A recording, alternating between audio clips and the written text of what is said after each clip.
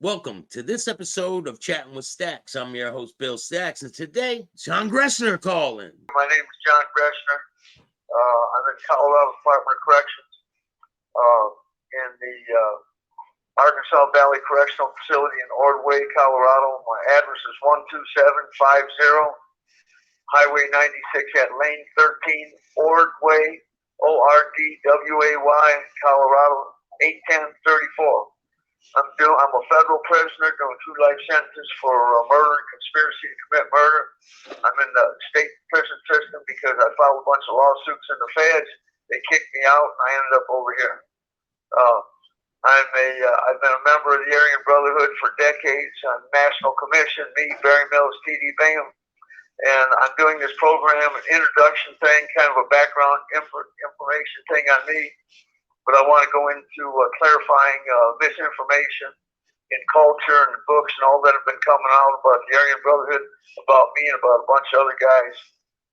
Government misconduct, illegal intelligence unit that supermaxes over in the ABX, and a lot of other stuff that was going on. There's a lot of stories about gangland and all that. We can talk about all of that, but it's very important to get out what's actually going on in these prisons, the government that's behind it, and resulting in prisoners' deaths, race wars, gang wars, all that. That's what I was arrested in October 1968. I've been down ever since. I've been in prison for the last 56 years. Wow. Got 38 of it in solitary confinement. The time I'm doing right now is what I picked up in jail. It was over gambling games, turned into a dispute. Guy was, him and some friends were talking about killing me and another guy. They tried to ambush us. It turned into a knife fight in the Center Hall at Leavenworth Federal Penitentiary. I killed him in a knife fight. In a book that recently came out, they said I did a public execution because he owed us $1,000, and I did a public execution in front of government officials. That's not true. An informant at a federal racketeering case we had in Santa Ana, California, said I killed him because he told on people for robbing banks. That's not true. When I was originally indicted, the U.S. attorney jumped up in the courtroom, said, "Your Honor, this man's a member of the Aryan Brotherhood. He's a contract killer, and this is a contract killing to keep the victim from going back out to California and testifying for the people." That's not true either. The truth of the matter is this dude owed us $1,200, $1,500. I borrowed him from the games till he paid his debts. He didn't like it. He got a knife. Him and a partner of his moved on me and a friend of mine, a Japanese dude. My jury was out 3 days, tried to find me not guilty of self-defense twice, but we had a bunch of political baggage going on at the time because 3 guards in the federal prison system had been killed, 2 at Marion and 1 in Oxford, and an informant who was lying put me in the middle of it. He said there's a conspiracy by the Aryan Brotherhood to kill federal officials. They believed it. 5 years later, they finally came back around, so we realized that was a mistake on our part, but they believed it at the time. And so, that's what led to my convictions. I should have beat the case, but, that's how it is sometimes. So, I've done 28 years in the federal prison system in Marion, Illinois, when it was the new Alcatraz. I did 1 year in Leavenworth when I picked up that case. And I did 8 years. I opened up Supermax in Florence, ADX, Colorado, the only acknowledged black site on American soil. I've done time in the California Department of Corrections from Pelican Bay in the north and the Shoes up there all the way down to Ironwood, down to South Quentin, Folsom, Corcoran, High Desert, all them places. So, I kind of been around the country, man, and I know a lot of people, and I know a lot of the truth on what's really going on. So that's what I'm doing this for. And now at this late stage of the game, I teach meditation, deep meditation, self-healing, Siddha yoga meditation, Buddhism meditation. I've been doing that all around the country, and it's helping a lot of people. So that's what we're doing. Me and Barry, I go back to the mid-'70s, 1970s with Barry Mills. Me and him were on the National Commission together. He, myself, and T.D. Bingham.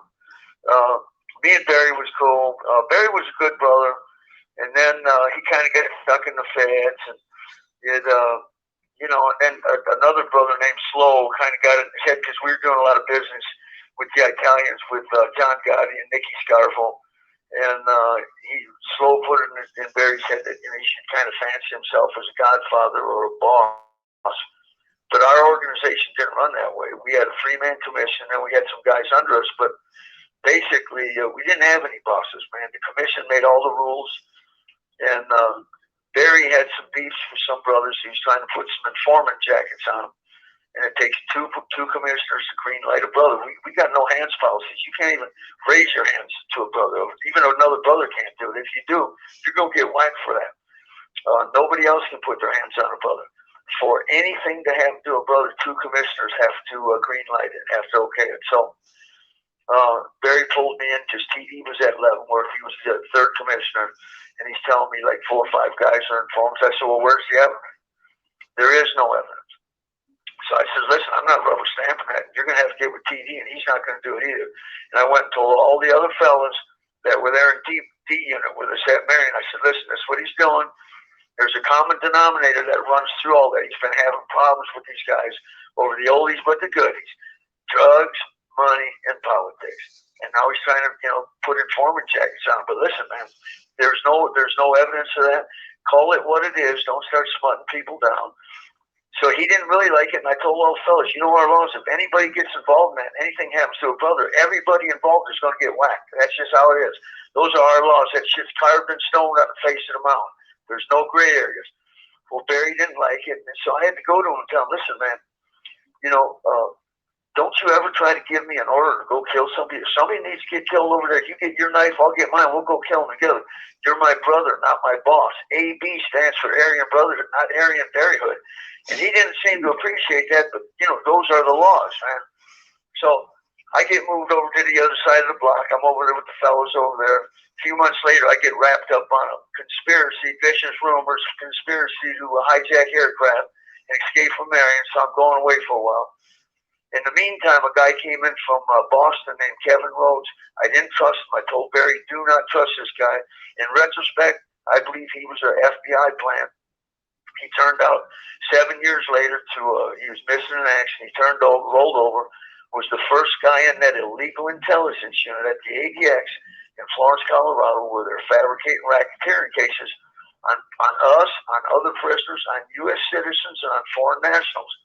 All this came out later, man. When a guy rolled out of that unit, Danny Weeks, I encouraged him to write the newspapers about it. He did, and westwardnews.com called The Broken Code, the year 2000. And 5 years later, there was another one called Bringing Down the Brotherhood. Danny was claiming to be a brother, an Aryan, a member in the Aryan Brotherhood, a shot caller. He never was. He's a bullshit artist. But at least it gives you some insight into what was going on in this unit. The thefts of national security documents and all that. So I know all the facts and all. I had to go through Jackie Reed on BET News to go up to the White House, Condoleezza Rice, to get the national security documents back to the agencies. There's a big thing they're trying to fabricate a case on the Nation of Islam. Farrakhan, I warned Jackie Reed. She got with Farrakhan, warned him. There's all kinds of stuff that we need to go into in other sessions here. And this is all independently verifiable. So anyhow, Barry didn't like it. He started talking shit about me when I'm away in the hole. Kevin Rhodes told the cops that got us put on separation. For the next 7 years, I'm down in the shoes, and I'm hearing from cops, what are me and Bill's beefing about? I tell him, I ain't got no beef with nobody. Finally, I told the unit manager in the shoe down there in the ADX, I told him, listen, man, hypothetically speaking, you got that, right? Hypothetically speaking, he says, okay. I says, if me and him got a beef, if he's got some hard feelings about something with me, he'll get over it. He said, he'll get over it. I says, that's right. He said, okay, John. So I got out to the main line in 99. We were all in C unit for a minute, and we had to get the encryption systems together and all to communicate between the blocks because they're building these A ranges to put all the tips on to lock us down. We're on the main line, but we're in these tips. So because we had a war going with the DC blacks because they just decided, well, let's just jump on all the whites, and they jumped on a couple of us at Marion, and people that kicked the war off. A lot of people got killed over that. The federal government was involved in putting us up in Lewisburg.